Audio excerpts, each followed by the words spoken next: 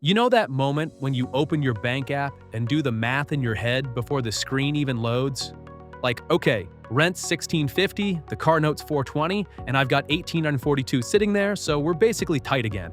And it's not even a disaster, it is just that constant pressure. How are you supposed to build wealth when it feels like the floor keeps moving? If you're trying to hit your first $100,000, here's what nobody says out loud. The rules shift as soon as you stop being fragile. When you're fragile, one surprise bill can wipe out months. When you're stable, you can finally play offense. So this is the fastest practical path. First, you stop the silent leaks and kill the high-interest gravity. Then you build a real buffer that makes you hard to knock over. And after that, you turn saving and investing into a machine that grows even when motivation's gone. Let's put a number on what fast actually means, because vague advice is useless. If you can invest or save $1,000 a month, you'll stack $12,000 a year. In a little over 8 years, you've put in about $100,000, even without returns. Add a simple 7% average return once you're investing, and that timeline drops closer to 7 years. You can do $1,500 a month, now you're looking at roughly 4.5 to 5.5 years depending on when investing starts. That's the game. It's not secret stocks. It's your monthly surplus, your timeline, and whether your plan can survive a boring Tuesday. And the fastest version isn't the one where you suffer the most. It's the one where your money flows automatically in the right order so you don't have to be good every day. Common mistake that keeps people broke longer than they should be, they treat $100K like it's one giant climb, so they sprint until they burn out. They'll do a hardcore budget for 6 weeks, hate their life, then swing the other way and treat themselves back to zero progress. The move isn't intensity, it's consistency with a smarter order. Here's the first mindset flip that speeds everything up. Your goal isn't to save money. Your goal is to buy stability. Because stability lowers the cost of every future decision. When you've got a buffer, you stop using credit cards as a life raft. You stop panicking. You stop paying rush fees and overdrafts and late charges that are basically a tax on being stretched. So we start with the real villain, high-interest debt. If you've got credit cards at 18%, 24%, even 29% APR, that's not a normal bill. That's a hole that refills itself. Investing while carrying that kind of balance is like trying to walk up an escalator that's moving down. If that's you, the fastest path to $100K includes getting that rate off your back as quickly as possible. And no, that doesn't mean you hoard every dollar in your checking account first. Another common mistake is saving a huge emergency fund while still paying 20% interest. That feels responsible, but it's slow. The better approach is a starter buffer plus aggressive payoff. You keep enough cash so a flat tire doesn't send you back to the car, and you blast the rest at the balance. A starter buffer can be $1,000 if you're in full survival mode, or 1 month of expenses if your income's more steady. If your monthly necessities are $3,000, 1 month is $3,000. That's the line where you stop being one weird week away from chaos. Then your extra money goes where it actually changes your life. And if you're thinking, I don't even have extra money, I get it. But extra money isn't always a paycheck thing at first. It's often a flow thing. People making decent money still feel broke because their money's leaking through subscriptions, impulse convenience, and payments they agreed to when they were stressed. Fixing flow is how you create your first $300 to $800 a month of breathing room. All right, now that you've got the map, we're gonna build your $100K like a stack of layers. And once the layers are in place, you stop pushing a boulder uphill and it starts rolling on its own. The first layer is control, not perfection. Control. If you don't know where your money's going, you're not behind, you're blind. And blind is expensive. Here's something you can do this week. Pull the last 30 days of transactions and circle every recurring charge and every small daily habit that's actually big monthly. Then cancel or downgrade one thing and redirect that exact amount into a separate savings account the same day. If it's $19.99, fine. If it's $129, even better. The point is, you're forcing a new default. Now, while you're doing that, you're also going to pick your minimum win number. This matters because people quit when they don't see progress. If you can only free up $250 a month right now, that's not embarrassing. That's $3,000 a year. That's a starter buffer plus momentum. If you can free up $500, that's $6,000 a year. And if you can get to $1,000, you're officially on the fast-track timeline we talked about. The second layer is your buffer, because your buffer is what stops backsliding. I like thinking in 3 levels. Level 1 is $1,000 for true emergencies. Level 2 is 1 month of expenses. Level 3 is 3 to 6 months, depending on how stable your income is. If you're a W-2 employee with a steady paycheck and low risk of layoffs, 3 months is usually plenty. If you're commission-based, self-employed, or your industry gets shaky, 6 months buys you better sleep and better decisions. Now let's talk about what happens after you've got at least 1 month of expenses saved. This is where the rules start to feel different, because you stop playing defense and you start building a system. Your system has an order, and order is speed. The order looks like this for most people. Get any employer match first, kill high-interest debt, build your buffer to 3 months, then invest consistently. That employer match is a cheat code. If your company matches 4% and you're not taking it, you're skipping a guaranteed return that beats anything legal. If you make $70,000 and a 4% match is available, that's $2,800 a year in free money. Over a few years, that's not nice. That's thousands you can't get back. Once your toxic debt is handled and your buffer is decent, the fastest practical move toward $100,000 is boring investing, broad index funds, automatic contributions. No drama. I'm not saying you can't ever buy a single stock. I'm saying the fastest path for a normal person who has a job and a life is the one that doesn't require you to be right all the time. Here's why. At $0 invested, growth is all you. At $10,000 invested, a 7% year is about $700. It's something, but it won't change your week. At $50,000 invested, 7% is $3,500. Now your money's starting to show up. At $100,000 invested, 7% is $7,000. That's your investments quietly becoming a side hustle that doesn't text you back. So the real mission is getting to the point where compounding can finally help you. And that's why the middle of the journey matters. $10,000 to $50,000. This is where most people get discouraged because it feels slow. It's not slow, it's just not flashy. Let's do a clean example. Say you've got $10,000 saved, no high-interest debt, and you can invest $750 a month. That's $9,000 a year in contributions. In 4 years, you've contributed $36,000. Add modest growth, and you're sitting around the mid to high $40,000 range. That's not a fantasy, that's a calendar. Now the next stretch, $50,000 to $100,000 is where people mess it up, because the moment they see real money, they start upgrading everything at once. New car, bigger apartment, more eating out, more "we deserve it" spending. And look, you do deserve good things. You just don't deserve a plan that traps you.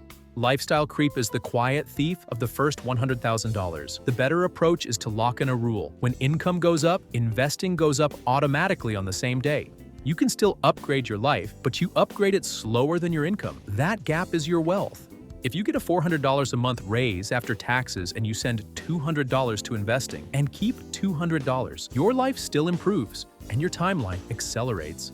Do that a few times and suddenly you're investing $1,500 a month without feeling like you're living on rice and regret.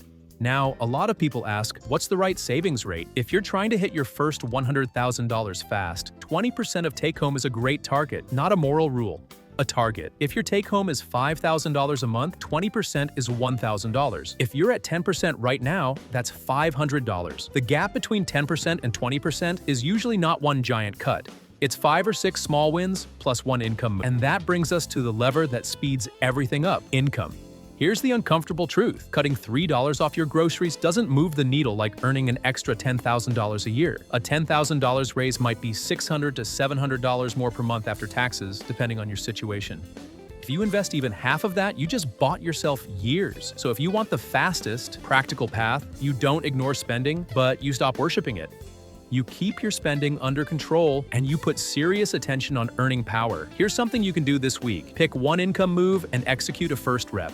That could be applying to 5 roles that pay 15% more, booking one networking coffee, asking your manager what it'd take to earn the next title, or posting one offer for a simple service you can deliver on weekends. One rep, not a whole new identity, just a real action that creates a new door. Now let's talk about a mistake that looks smart but slows you down: waiting for the perfect time to invest. If you're always waiting for the market to calm down, you'll miss half the compounding years you'll never get back. The market's weird a lot of the time. That's normal. The move is automatic investing on payday. When you invest every paycheck, you buy more when prices are down and less when prices are up without even thinking about it. That's not hype, that's math. Now, since we're talking about speed, let's build a simple scorecard so you can tell where you're stuck. If you're not consistently saving anything, the issue is cash flow and control. If you're saving, but it keeps getting wiped out by random emergencies, the issue is your buffer and your insurance basics. If you've got a buffer and you're still not moving, the issue is usually lifestyle creep or income. If you're investing but your balance doesn't grow the way you expected, the issue is either contribution size or you're interrupting the process by pulling money back out. That last one matters. Your first $100,000 doesn't happen when you save it. It happens when you keep it. A lot of people hit $20,000, then pull $8,000 for a vacation and a new couch. Then they rebuild, then they pull again. That cycle keeps you stuck in the same chapter for years. I'm not telling you to never enjoy your money. I'm telling you to stop financing joy with your future. Give yourself a fun line item so you don't feel trapped, but keep the big goal protected. If you're investing, you also need to keep your money simple. This is where people get distracted by advanced stuff too early. Options, day trading, crypto moonshots, the whole circus. Could someone get rich that way? Sure, but the fastest practical path for most people is the one with the highest odds, not the best story. Broad diversification, low fees, automatic contributions, and patience. One clean setup that works for a ton of people is a mix of a total US stock index fund and a total international stock index fund, plus bonds later when you're closer to needing the money. If you don't want to think about it at all, a target date fund can do the allocation for you with slightly higher fees but way less decision fatigue. Decision fatigue is expensive by the way it makes you quit. Now, I'm going to give you a simple timeline example so you can see how this stacks. Let's say you start with $0 invested today. If you invest $500 a month, that's $6,000 a year. With a 7% average return, you're looking at roughly 11 to 13 years to hit $100,000, depending on market behavior. If you invest $1,000 a month, now it's more like 6 to 8 years. If you invest $1,500 a month, you can realistically be in the 4 to 6 year range. And if you're sitting there thinking, must be nice, look, I'm not pretending everyone can hit $1,500 a month right away. That's why the fastest practical path includes a ramp.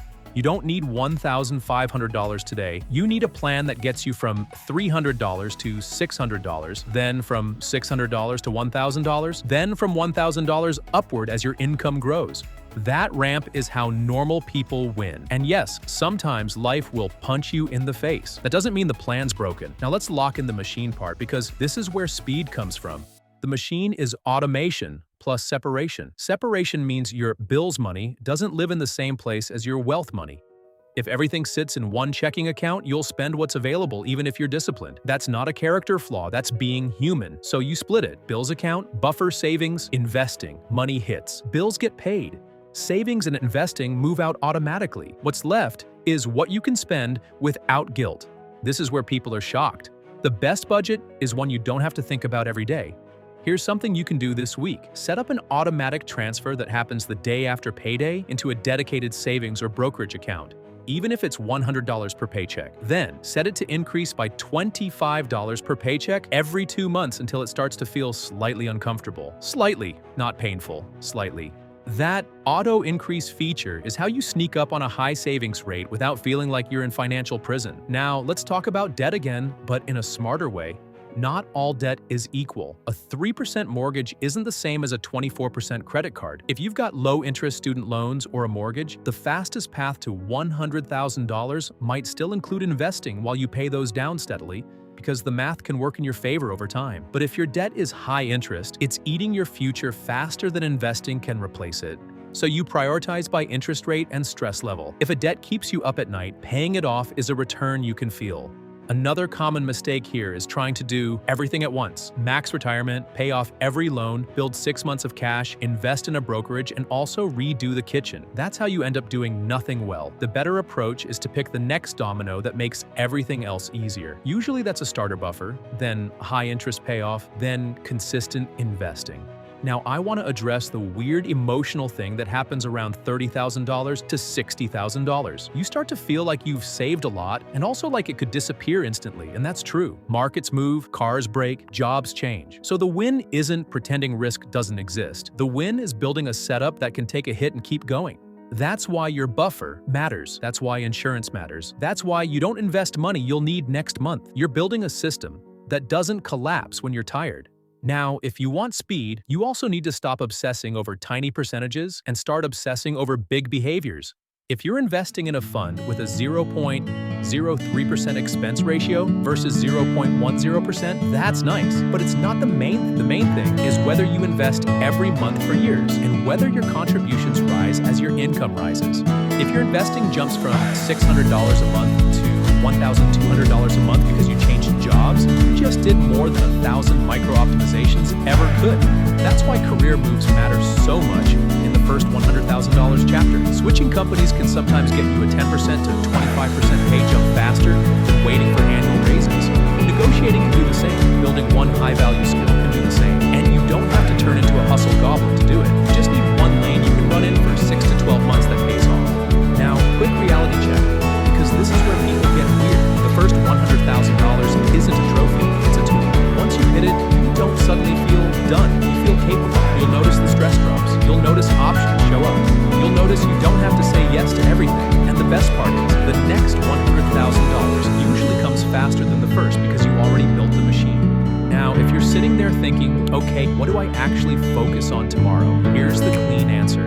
Protect your monthly surplus like it's the whole game, because it is. If you can't find surplus, you hunt leaks and you create income. If you've got surplus but it keeps disappearing, you build buffer. If you've got buffer, you automate investing. If investing is happening, you raise contributions as income rises. That's the loop. That loop is your $100,000. Let's make it feel even more real with one more example. Imagine you take home $4,500 a month. You decide you're going to build to investing $900 a month over the next year. Maybe you start at $400 a month. That's $4,800 a year. Then you bump it to $500 after 2 months. Then $600. Then $700. Then $800. Then $900. If you average $650 a month across the year, you invested $7,800. Do that for a few years, and you're not trying. You're just living inside a system that keeps stacking. Now imagine you land a job change, all that adds $800 a month after taxes, and you send $400 of that straight into investing. Now your average is $1,050 a month. At $1,050 a month, you're contributing $12,600 a year. With market growth over time, you're not asking if you'll hit $100,000. You're asking when. That's the feeling you're chasing, not a magic hack. Certainty. And look, if this is clicking and you want more videos that are actually about the mechanics, not the motivational poster stuff, hit subscribe. I'm going to keep giving you the playbook without the fluff. Now, as you get closer to $100,000, here's the trap that sneaks in. You start seeing your money as available. You'll be tempted to buy the nicer car because you can. You'll be tempted to upgrade everything because you've earned it. You'll be tempted to loosen the plan because you're tired of thinking about money. That's normal. So you need one rule that keeps you from accidentally resetting the clock. My favorite rule is simple. Your investments aren't a checking account. If you want something expensive, you create a separate future purchase fund and you pay cash from that, not from your investing bucket. Because the second you start pulling from investments for lifestyle, you're not building wealth, you're renting progress. And the funniest part is, once you hit $100,000, you'll realize the stuff you thought would make you feel rich doesn't hit the same as financial calm. Financial calm is the real flex. So let's land this with a tight recap.